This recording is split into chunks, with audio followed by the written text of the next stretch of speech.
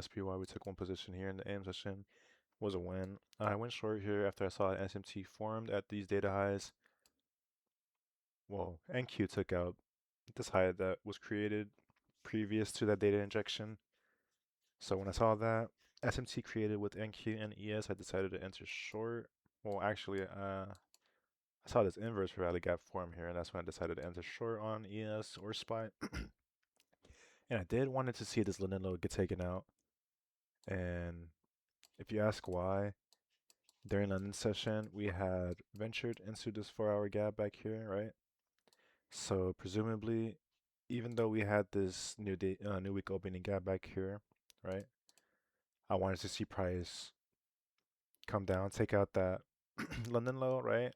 And fill the rest of that 4-hour gap that we have here. This small little section, right? Oh, right. Before filling the new week opening gap, because this new week opening gap was a very obvious draw liquidity, right? This huge void imbalance. But what do we get here? Excuse me. Pre-market, right? That new week opening gap, we marked that out. The top end, new week opening gap. Marked out the high and the low, right? London low, London high. That's all textbook stuff. But anyways, watching data, I knew that we had PMI at 10 o'clock, right? So being on a Monday, I decided to wait for that. And prior to data release, what do we get?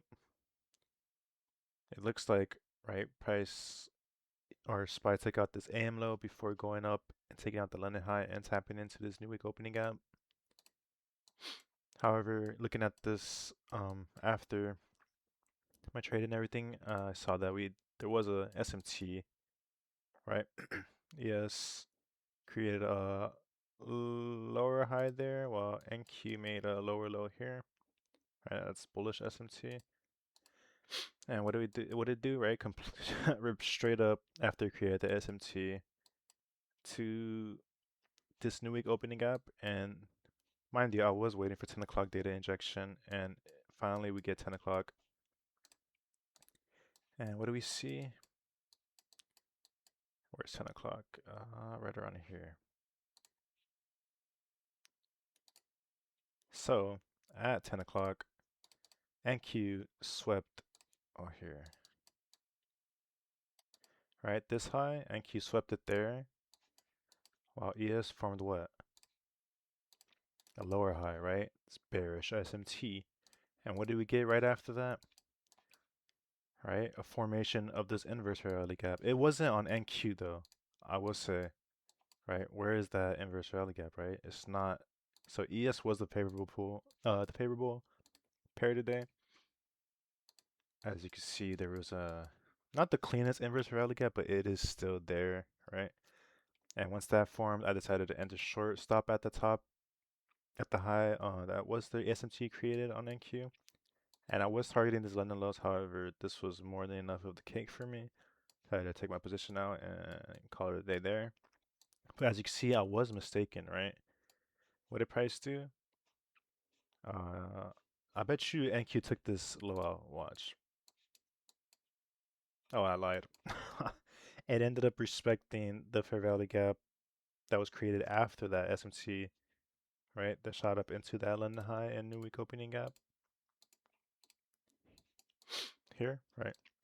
So I guess there was an SMT there again, since NQ did make a higher low. And what did it do? Go up and fill the rest of this new week opening gap, right? So yeah, even though London lows didn't get hit, I was still right on this analysis, and that's where I needed to be right, and that's all that mattered. I caught a few handles and got out. Good enough for me. But yeah, let's see what we got for the rest of the week. Core, PCE, consumer sentiment. So Friday's gonna be a nice juicy day. Wednesday should be nice.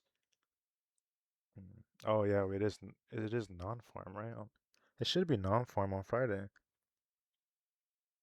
I don't see it though. But alright. That's gonna be it for me. Thank you guys for watching like always. Stay safe out there, stay disciplined, and practice safe habits. See you guys next time.